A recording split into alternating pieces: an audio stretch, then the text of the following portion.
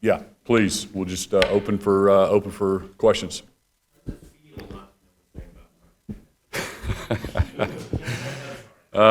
Man. Well, we'll hopefully we'll hear something soon. Yeah, I was going to ask, when do you expect we'll know more about Project Connect? You know, it's our understanding that they were having a board meeting today, and so hopefully there'll be a decision made, and we'll know. You know, I think we talked about it last week, but we put a provision in that bill that we should know by April 15th. Any of those monies will come back to the general revenue fund, and it's also really important to understand that those monies are set aside. Nothing will go out the door. And it's a 10-year payout on the quality jobs and investment tax credit. All those things were just pre-funded. The reason it's such a big amount of money is this is one of the largest projects potentially in the U.S. And so, you know, thousands and thousands of jobs, billions of dollars of investments. That's why it came up to a lot of money. But if we didn't pre-fund it, it would have just normally Oklahoma in our incentive packages, they just simply are paid out over time as they hit those incentives. They're always paid in arrears. Most important thing is that we always protect taxpayer money.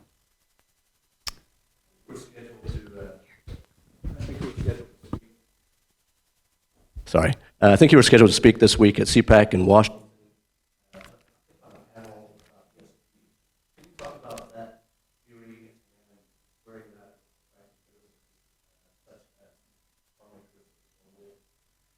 Sure, absolutely. Yeah, you know, first off, and I was in D.C. a couple weeks ago and was able to meet with President Biden. It was a bipartisan basis, myself and the Democrat governors, Republican governors across the country. I was one of the governors that was chosen to ask a question to the president, and two Republican, two Democrat governors.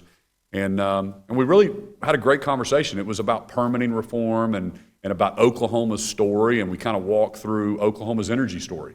And our energy story is something that I think Washington, D.C. can take some pointers from. And we are number 5 in oil production, number 4 in natural gas production. We've got one of the most affordable, reliable energy grids.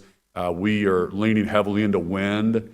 We're number 2 in wind production, and so those are all good things. We need more of everything to have a reliable, affordable energy grid. So that's one thing on the energy side. So I'm always going to protect our assets and have some common sense. We're not going to attack oil and gas industry. It doesn't mean we have to have an honest conversation about our energy grid.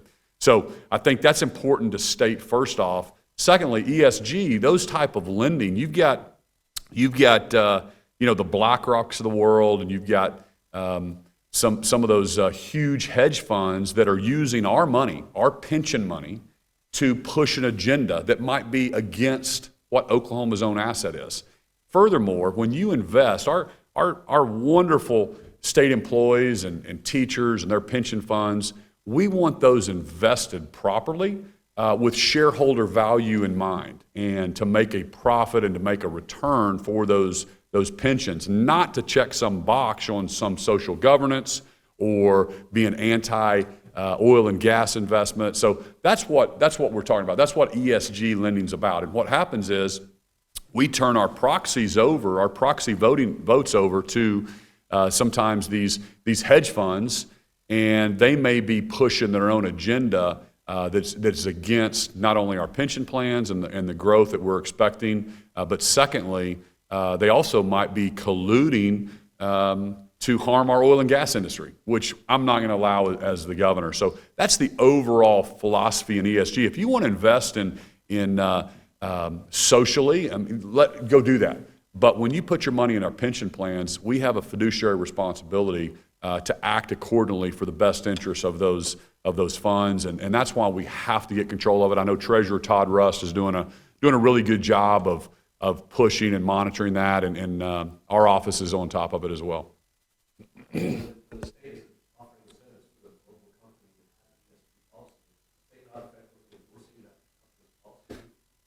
Not at all. So anytime a company comes into Oklahoma, they're going to follow our rules, our laws. They're going to hire Oklahomans. So again, I'm not saying that you can't invest and you can't set up business however you want to do it. What we're saying is you can't come in and take our pension funds and invest those in a way that is anti-growth for those funds. If that's the best return, then 100%, I want to be invested in that. But we're not going to just choose a check the box just for a check the box purpose. And that's the whole point. But inviting companies to come in and investing dollars and hire Oklahomans and paying high salaries and being good citizens in our state, we want more of that. And if you're going to be if you're a wind company or you're an oil and gas company or you're a hydrogen company, again, let's have an honest conversation. Let's have a free market approach to meeting the needs of Americans. And to us, it just looks like jobs, and we're all for it. Last weekend, you were in Florida at a DeSantis donor event, and I know that he has not announced that he's running for president yet, but he's going to Iowa next week or this weekend. So it looks very promising that he probably will. You were endorsed by both DeSantis and Trump in your election. Where do you kind of stand? Do you see yourself endorsing Trump or DeSantis, or kind of where do you stand in 2024?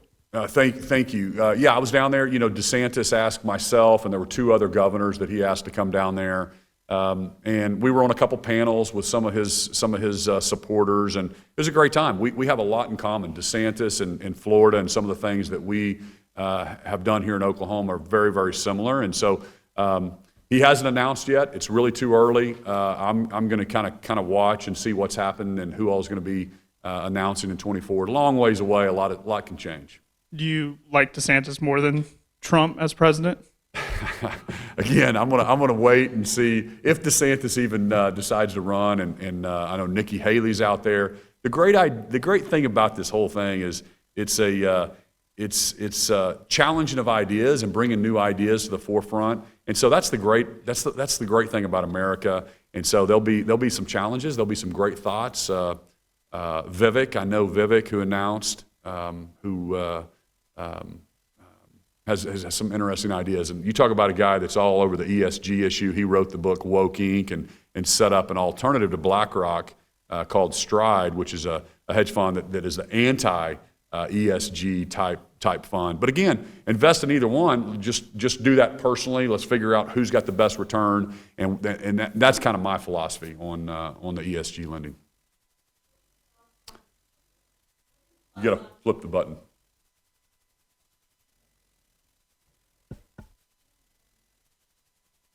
Sorry. What are your thoughts on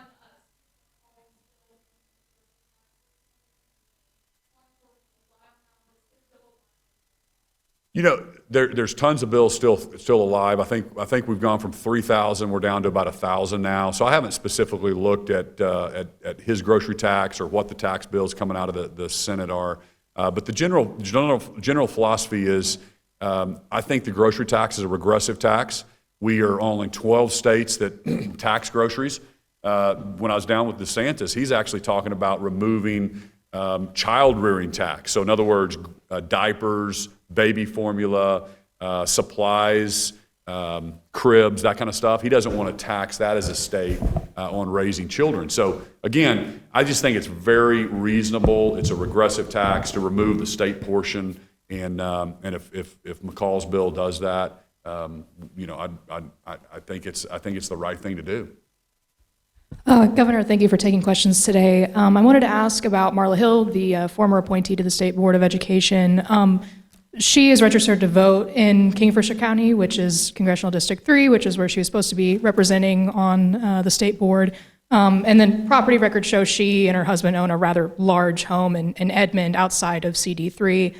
Was your team aware of this, and was this part of the rationale for her removal from the board or her stepping down from the board? I don't know if our team was aware of that or not, but it's my understanding she resigned to take care of her mother, who needs full-time care right now, and so that's fine. We wish her well. There's the governor. I have weekly meetings with all the appointments that we have, and so you're always getting resignations from this board or that board and the different regions. But most people don't realize how many boards and commissions we have and how many appointments the governor has. But we just appointed Katie Quibadoo who is from Guyman, Oklahoma area. We're really excited for her to be on that board now. Her husband's a public school teacher, and she is specializes in early childhood education. So graduated from Panhandle State. So we're really excited for that part of the state to be represented, and we think she's going to do a really good job, and we wish the other lady well and hope her mother's doing well. Quick follow-up to that grocery tax question. We asked the pro tem about the same topic yesterday. He said he won't rule it out as part of his tax reform, a grocery tax cut. Do you sense some progress there among senators? Because previously, that's where this bill or effort died in legislation. You know, the Senate is being very thoughtful about it. They've been studying this since last summer when we called them in for a special session and looking at what they think is the best form. Again, and I say it every time, big picture here, guys, is we have $4.5 billion in savings.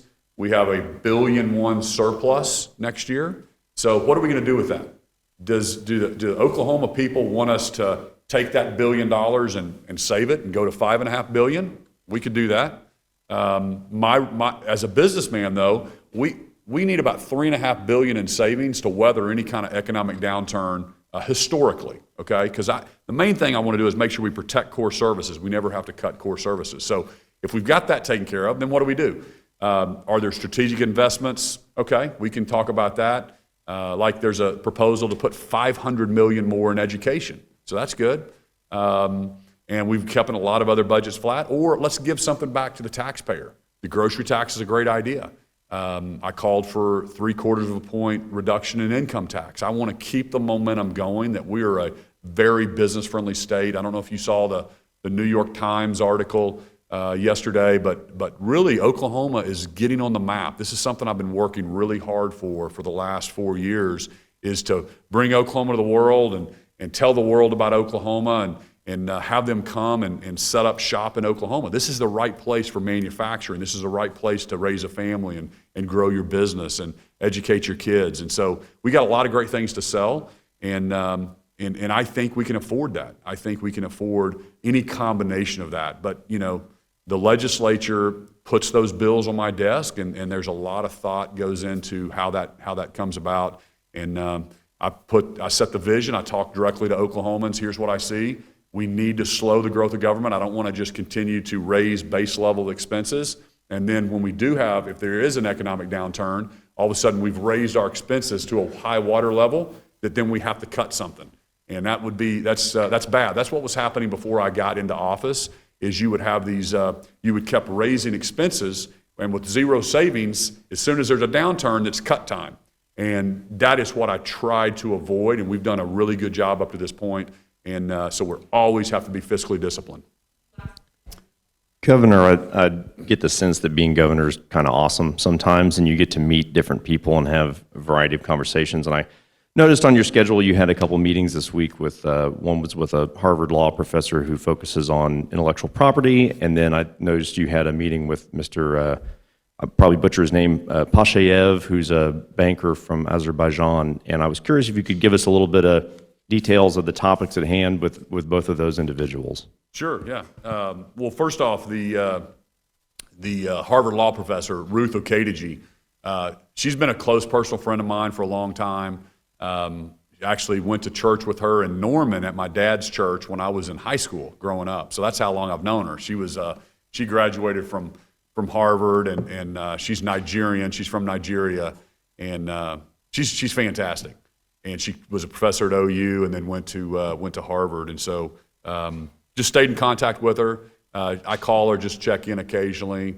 She's also just super smart lady if I want to bounce ideas off of her. So that's Ruth. And then the Jamal guy. So when I went to Azerbaijan a couple years ago, met Jamal, had dinner with him there. Kind of cousins to the first lady of the country, and when these people come and he's looking at investing in Oklahoma, and so I'm kind of trying to connect him with the private sector. Access to capital is something very important. As we set up these incubators around the state in Oklahoma City and in Norman and in Tulsa, these new startups, you have great young people with great ideas, and they need access to capital. So if we can connect those two things, that is going to let Oklahoma let some of these business start here from our state. So that's one of the things that we're doing there. And then we set up an MOU with Oklahoma State University. Blaine Arthur went with me on that trip. So we also talked about genetics and the cattle industry and all the great things that our farmers and ranchers and our cattle show. I told them about Cattlemen's Congress that we were able to get here, one of the largest cattle shows. Told them that if they're trying to feed their country, they really need to look at buying some of the cattle from Oklahoma, some of our genetics. And so that was the other thing we talked about. But that was pretty much it. I think about a 30-minute meeting and just kind of another meeting in the day of the life of the governor. Yeah, just real quick on that, you've also had some conversations, I think, with folks in Qatar about similar questions about investment in America, hopefully, possibly getting that in Oklahoma. How do you balance the sort of civic questions about, Azerbaijan has had some criticisms regarding, its democracy and authoritarian elements of beliefs of the government. I'm not an expert. And then, Qatar has had other issues documented as well. How do you balance that in terms of, is it appropriate for us to try to, get a pipeline of capital infusion from countries where maybe their human rights or, civic processes don't align with what we might think in America would be best practices? Yeah, well, those are your words, not mine, on what their political leanings are. Basically, when people want to invest in Oklahoma, and we've got companies from out of the country that are investing here, again, they're investing in Oklahoma companies, they're setting up shop, they're hiring Oklahomans, they're following our rules and our laws. This isn't the Communist Party of China, and these are folks that are investing, whether it's Wall Street in New York or in California, and I'm just trying to expose people to, hey, Oklahoma's the next best spot. We're the next Texas. You guys need to get in early. There's an arbitrage in our quality of life and our cost of living and our wages right now. We're still below the medium average in the country. So there's a lot of opportunities for businesses, and people are starting to see it. My job as the chief salesman of the state and the governor is to continue to promote that and tell everybody how great it is in Oklahoma. And again, we can deal with some of that political stuff if we see people being anti-Oklahoma or our traditional family values. But the people that I know, they love what's happening in Oklahoma. We're getting these looks because of our pro-freedom, pro-business policies. They're not looking in California right now because of the overregulation, the overtaxing. So again, I think we're gonna continue to stand up for our way of life, and I'm going to continue to tell the world how great it is to do business here in Oklahoma. I'm going to continue to try to take every business I can from Texas or California or New York or wherever they're coming from, and that's my job as the governor of Oklahoma. Yeah, sorry, this microphone's really long and awkward. That's smart. You've spoken a lot about being fiscally prudent with our savings and our surplus. Do you think Oklahoma can afford to make cuts to both the grocery tax and income tax and also fund vouchers or tax credits? I mean, the price tag on that is essentially $300 million. Can we afford to do all of those? It's a great question, and maybe not. We threw out in my budget. I didn't have $500 million in the education. I had maybe $200 million. That's what the legislature is going to have to work on, because constitutionally we have to have a balanced budget. And when we look at the BOE meetings, and then we can spend 95% of whatever our projected revenue is, that's what we're going to have to do. But I'm just telling you, I don't want to raise government. The big picture here is let's give this back to the consumer, the taxpayer, and that will actually increase our tax base. So whether it's a grocery tax or it's an income tax or it's a combination thereof or it's a moratorium on grocery tax just till we get inflation under control, there's a lot of different ways that we could look at that. And then if the Senate goes along with the House or they come up to an agreement on the education piece, we may not be able to do all of that I projected in the state of the state. So great catch. Well, first off, I think the school choice bill is fantastic. I think that will unlock a tremendous amount of more schools and more options for parents, so I certainly want to prioritize that. And again, our estimates, it's about 200 and something million. I think on the high side, they're saying 300 million. But when you think about us putting 3.8 billion in education, which will be the most ever, it's going to be a huge increase, plus the ad valorem piece, putting 216 million or 250 million in a scholarship or a tax credit for a parent is really a small amount when you think about the overall amount that we invest in public education. So that's why I think it makes sense to do something also for some of those parents that maybe feel trapped, or they're in a school system where for whatever reason, their kids, they just think there's a better opportunity for them. They're being bullied, or it doesn't have the programs they want, or whatever the reason. It's a very, very small amount. And we're trying to be very thoughtful to make sure we protect all of our rural schools, our public schools, put that money in there, give our teachers another pay raise. So I think I'd prioritize that. And then on the tax side, I'm going to let the legislature figure out what's best, but we certainly need to do something. We can't just spend the rest of that money. So thank you all so much. We'll see you in here next Friday.